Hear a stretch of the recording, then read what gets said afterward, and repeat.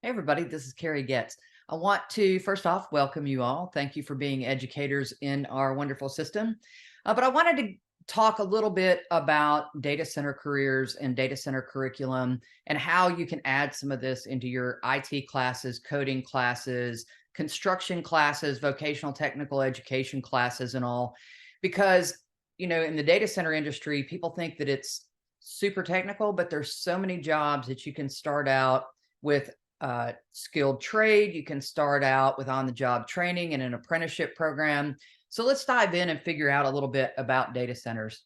But first, let's tell you a little bit about me. I've been in this industry for a stupid number of years and kind of worked in every shape, form, or fashion. And one thing that I learned through doing projects literally all over the globe is that we are so far behind in curriculum for data center education, but we have about 300,000 open jobs. And to that end, I decided the best thing to do would be to write a book and talk about the different jobs in the industry just to expose the industry to people. Now, the data center industry as a whole has been kind of a hidden industry. For years, we didn't tell people where data centers were. It was perceived as a big risk profile. So everybody was hush hush. And as these data centers started growing, literally kind of under all of our noses, we had to figure out, now what do we do to staff these? And as college has worked through different curriculum for IT and coding and networking and things like that, what we really have missed out on is the data center part. And this piece, it's taught in a few college programs, but predominantly the way people get into this industry is through certifications and training. And then, of course, you can go on for college or start out in college if you want. But data centers specifically are not really taught at that level. So there are infrastructure masons has some programs. If you're doing a engineering program or something, you can there's a capstone program that you can add data centers to your curriculum. But I wanted to step back a little bit farther and write something that was going to be super easy that really kind of explained the data center industry. So to let you know what that industry is, data centers exist all over the planet. And there's all kinds of people in all sort of walks of life that work in data centers. There's about 3 years of podcasts that accompany this book. So if you want to hear from people in the industry, what their jobs are like, what they do, how they came into the industry, all of those things, you're welcome to do that. And I will say that since I have done projects all over the globe, I've worked really hard to make sure that this book contains global references. So whether you're in metric or imperial, or you work on the Celsius scale or the Fahrenheit scale, a lot of the basic principles are very much the same. And I have tried to, go out of my way to make sure that we identify different standards organizations and all in different countries. But when we talk about data centers and data center education, there's a lot of training for cloud, right? You can get that training from Amazon, AWS, Google. They all have their platforms. Of course, a lot of the coding programs we have cover cloud and cover some of the cloud basics, and certainly great careers in cloud. Coding is where a lot of people get their first exposure to data centers. And when we think about coding, it's a very specialized skill set, and people kind of either love it or hate it. It's sort of like olives, right? It's you love it or hate it.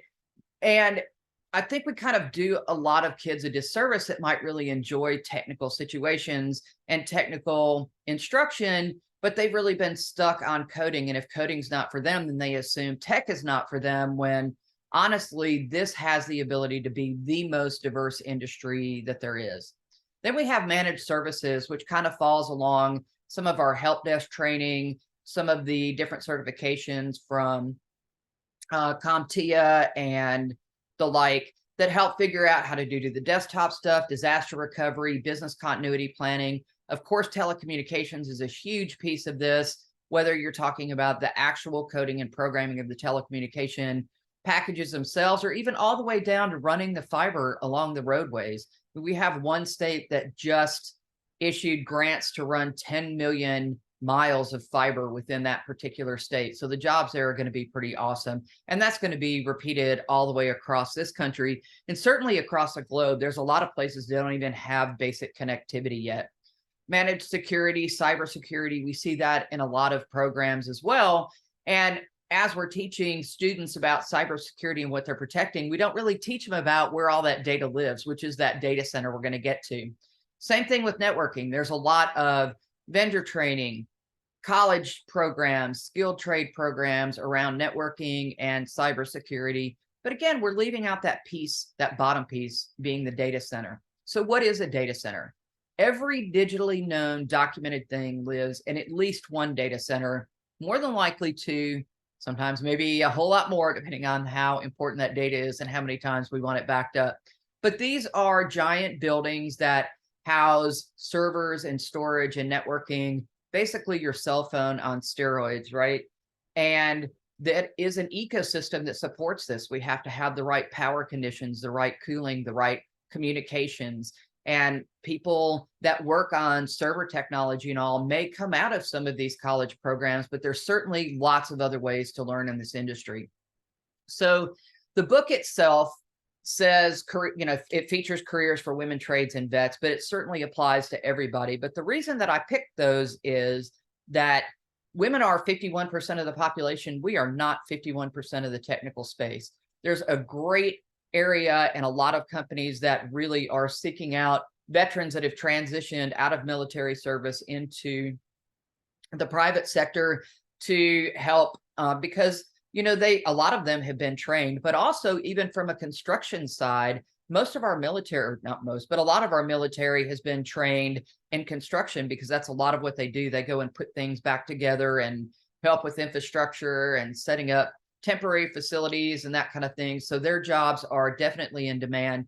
And I will say that when, from a military perspective and even ROTC, that's a great opportunity for students to go through an ROTC program, go into the military, learn the skills they need, come out in a data center curriculum and have a job, day one when they leave. So there's definitely some synergy there. And then of course the trades, we owe the trades everything. If it weren't for the trades, nothing would be built. And I'm a firm believer that we need to meet people where they want to work, how they want to work. And there's an artistry there that's really starting to become lost. And I think a lot of the trades don't really realize how appreciated they are when people walk into a data center and they see that master craftsmanship with all the piping and plumbing put in just right and the cable plant dressed in and all of the pathways and spaces and cabinets are all neat and tidy. And that work is just so impressive, all the way down to the electrical rooms where we've got the UPSs and batteries and all of those. Just looking at the artistry and craftsmanship, most people are kind of gobsmacked when they walk in the door. And I think a lot of the trades, they're kind of cleared out by the point that they get all the appreciation for their efforts. But we definitely have a suite of jobs for trades. So in this book, there's about 300 jobs listed. There's certainly way more in the industry.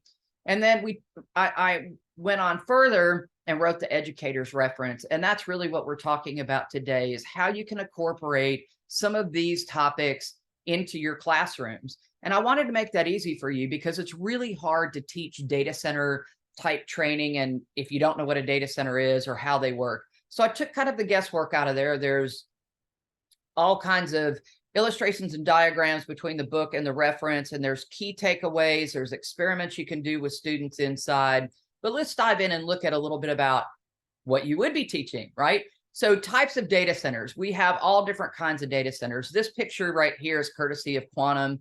But I like it because it's a small footprint data center, but you can kind of see all the incorporated bits and pieces. We have our cooling to make sure that we have the right environmentals for our systems to run. Inside, we have all of the cabinets, cabling, connectivity, power infrastructure that's going to support those. We have all of the management detail that shows us how this ecosystem is running. Those are also great jobs, by the way. And we can look at the power and cooling ratio, trying to make sure that we are operating the most sustainable data center and making sure that we continue to be good corporate citizens and good environmental stewards at the same time. So this is kind of a small version, and you can scale this up to be things that are acres large. Some of those are for the hyperscalers, which are the great big guys being Google, Apple, Meta, or Facebook. Some of those guys that have the really large data centers. And then there's also co-location data centers, which are data centers that have been built out by companies, and then other companies come in and lease floor space, power, and cooling from them and put their equipment in there. They have exchanges built in for telecommunications. So for instance, if you were in a colo in Washington, D.C., in Loudoun County, which is the biggest data center market in the United States, and you had a backup data center in Dallas, they'd have a private exchange so you could do backups and that kind of thing. And now we're getting also into modular and edge data centers, which are these smaller ones that are purpose built for certain things. So you'll see these under cell towers to do content delivery. So your Netflix comes to you faster without too many of the blue spinning things and all of the other type of communications. So there's data centers literally everywhere, completely under your nose. You probably are looking at data centers every day and don't even realize they're there. Some of them are in corporate office buildings. You just never know, but the jobs are everywhere. And so in the book, we kind of break down the different areas of data center construction. So we start with site selection and what's required at a site. You know, we need power, we need capacity for cooling. We need to be able to understand the environment that's living in. Do we have a water shortage? Is this a place where water is really scarce? Well, then we're probably not going to use water for heat rejection to cool the facility. We might use something different. If the telecommunications aren't there, if we're evaluating one site to the other, maybe one site's a little more attractive because the telecommunications are already there and we save that construction cost of getting them there. Same thing with power situations. And then we get into the construction and the building envelope and what all goes into that building. And literally, if you think of any commercial office building, those exact same trades are in demand in the data center industry. We have, anything from the people that literally, pour the concrete to the heavy equipment operators, the diesel mechanics that help support that infrastructure, the people that lay in the communication space, distribute the power, all of the electrician, all of, any construction trade you can imagine deals with the building envelope. The white space is what we call the inside of the data center. That's an old throwback to the white raised floor tiles that we used to have. Some data centers have a raised floor, some are built on a concrete slab, but we still call it the white space. That's the part that holds the computers and the networking equipment and the storage equipment to keep all that data stored and accessible. And then all of that, there's an operations piece too, right? Equipment doesn't last forever. We have to change equipment in and out. Sometimes the configuration of the whole white space room changes based on different topology. Now the cabinets will typically stay where they are. The cooling typically stays unless we have to do some kind of supplemental cooling or heat rejection. But normally, there's a operations cycle where things are evaluated. Once they've decided they're going to work within the ecosystem, then they get put into place. So we have that development operations side, both for the hardware and for the software. And then we also have the cybersecurity piece that goes along with that. And then of course, maintenance for all of this equipment. If you like HVAC and that's an equipment, that's a decision you want to make, that you want to work on that equipment, then certainly we have all of those jobs in this industry, and that works through HVAC operations. We need electricians, we need rack and stack people that can put the equipment and the cabling and the cabinets where they need. We need the networking people to help figure out all of our networks and what equipment talks to what equipment and keeping those safe from the outside world coming in. And of course, cybersecurity is a big piece. It's an overlay to all of these really, and actually physical security too, by the way. And of course, networking and then storage where we actually sit the data down. And if you look at the map at the lower right, it shows all of the subsea cables that connect all of our continents. So even going out into the subsea world, you can lay subsea cables, but this shows how we connect. And now, of course, you can connect under, subsea, you can connect extraterrestrially. There's lots of ways that we can communicate continent to continent. But just to give you an idea of the depth and the breadth, data centers don't just live in the United States. We do have the largest data center amount in the United States, but other countries are coming up quickly behind us. China, I think, is probably going to be roughly equal very soon. But the jobs, like I said, are everywhere. If you want to go tour the world and see the world, the data center industry is a great way to do that. And when people see diagrams like this, they immediately assume, oh no, the data center is not for me. This is way too intricate. But it's really not. With the proper training, people can do any of these jobs. We can put in cabinets, we can do the rack and stack, we can figure out the cabling piece, we can figure out how they all connect. All of those are very good jobs inside that white space. So this is just kind of a starter. I am happy to hold workshops for teachers. If that's something you're interested, there's a contact author here. You can reach out to me at carriegetz.com at any time. I'm happy to dial in, Zoom in, and talk to your students. If you have a group of teachers that are interested in learning these topics and you want to hold a workshop so that you can introduce these topics to your classes, I'm certainly happy to do that as well. I hope you found this pretty informative, and I look forward to hearing from you. Thanks. And I hope this works for you. Have a great day.